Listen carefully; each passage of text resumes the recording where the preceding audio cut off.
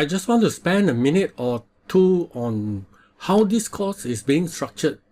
Basically, I will still be doing PowerPoint and still be showing you the slide and a brief introduction to the trading method and methodology.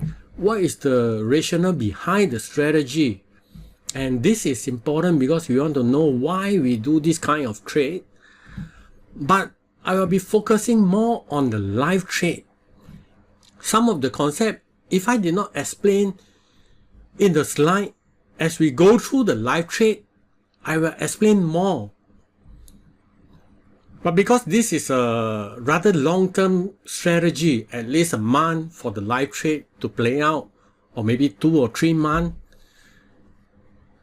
so you have to bear with me as I continue to update the course video.